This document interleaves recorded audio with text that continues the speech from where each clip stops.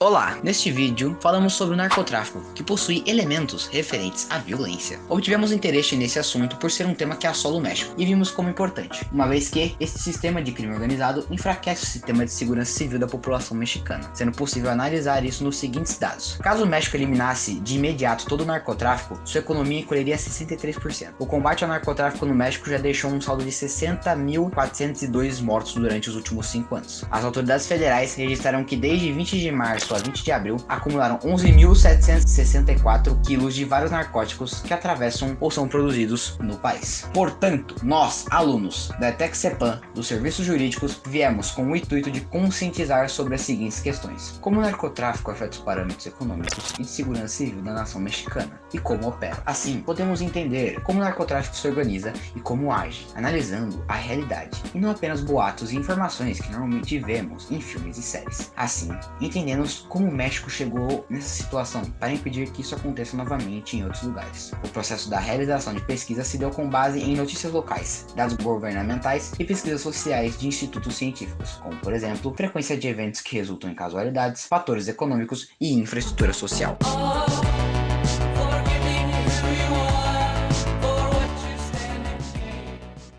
Primeiro tópico: modus operandi. Antes de tudo, é necessário mencionar o que é narcotráfico. O narcotráfico se trata de uma atividade ilícita que envolve a venda ilegal de substâncias, conhecidas popularmente como drogas. Drogas, por sua vez, são quaisquer substâncias utilizadas que causam alterações na estrutura e funções do organismo. Para começar a entender o problema causado pelos cartéis, temos que compreender como eles se organizam e operam. Muitas das organizações possuem uma estrutura muito semelhante à de grandes consórcios financeiros. Alguns produzem e exportam as próprias drogas, podem ser apenas intermediários e, em alguns casos, a sua renda nem depende do narcotráfico. Há organizações como Los Zetas e o Cartel do Golfo, que são na verdade a união de dezenas, às vezes centenas de pequenos grupos, que funcionam como fossem franquias de uma marca. A divisão de tarefas tem 3 áreas de atuação: uma responsável por comprar, produzir, armazenar e cuidar dos bens, outra incumbida pelas relações jurídicas e políticas, e a terceira é financeira, que fica responsável por investir os lucros, lavar o dinheiro e fazer pagamentos de funcionários. Os cartéis têm funcionários americanos, que são responsáveis por vender drogas nos Estados Unidos. Outro fato importante é como o narcotráfico acaba influenciando a economia do país, pois com organizações tão grandes, com uma forma de funcionamento muito bem organizada, com grande influência, se torna quase impossível não influenciar a economia do México. Segundo tópico: efeitos socioeconômicos. Com a evolução e sofisticação da forma de operação dos cartéis, se tornou mais presente a influência deles na vida econômica do país. Apontam as estimativas que o tráfico seja o principal setor da economia mexicana, trazendo 50 bilhões para o país a cada ano. Por esse motivo, se o México eliminasse imediatamente o narcotráfico, a economia diminuiria em 63%, segundo um estudo feito pela Agência de Segurança Interna do México, CISEN. Esse número soa inflado pelo alarmismo e aponta dúvidas sobre a capacidade de gerência do México, mas felizmente especialistas afirmam ser pequena a probabilidade do México descambar em um narco-estado, como já aconteceu com a Colômbia no passado. Isso acontece para a expansão dos cartéis para além da venda ilegal de drogas, também trabalhando com transportes e alimentos. Assim, atualmente no México, os grupos criminosos se tornam o 5º maior empregador do país, com cerca de 175 mil membros. As análises feitas nesse vídeo são feitas com base nos dados de homicídio, desaparecimento, homicídios e disputas entre facções. Embora seja um número alto, muitos membros não estão envolvidos diretamente em atividades violentas. E de acordo com os autores do estudo, a melhor forma de reduzir os altos índices de violência no país seria acabar com sua forma de recrutamento. E políticas com foco em aumentar o número de prisões podem, na verdade, acabar aumentando o número de homicídios no país.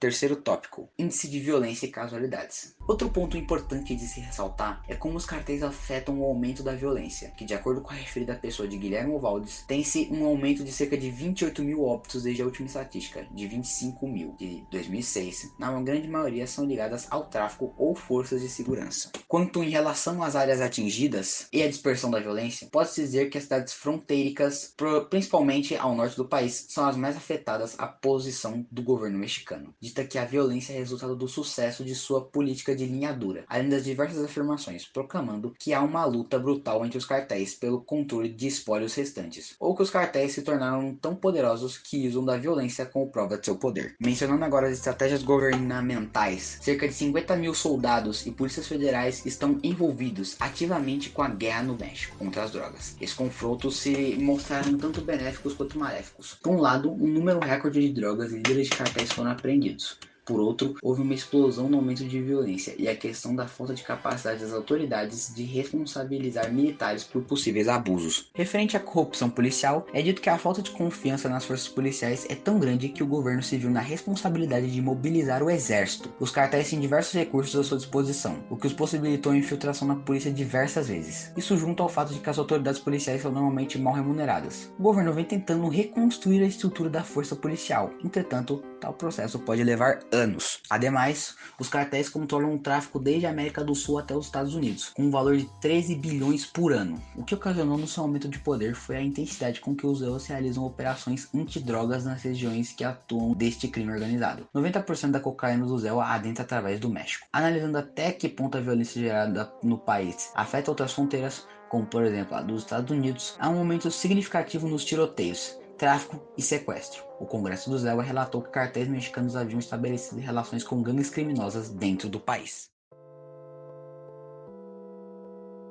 Quarto tópico: legislação mexicana sobre drogas. Este tópico dá introdução ao sistema legislativo em relação ao narcotráfico com o México. Artigo 193. Narcóticos incluem substâncias entorpecentes e psicotrópicas, determinados pela Lei Geral de Saúde, tratados internacionais e leis aplicáveis. Condutas relacionadas a essas substâncias são puníveis. A pena considera quantidade, risco à saúde, condições pessoais e reincidência. Narcóticos usados nos crimes serão entregues à autoridade sanitária. Instrumentos e veículos usados nos delitos serão apreendidos e confiscados. Artigo 194. Prisão de 10 a 25 anos e multa de 100 a 500 dias para quem produzir, transportar, traficar, comercializar ou prescrever narcóticos sem autorização, introduzir ou extrair narcóticos do país, financiar ou promover delitos e realizar publicidade para substâncias do artigo anterior são puníveis. Servidores públicos que permitem tais condutas também serão punidos.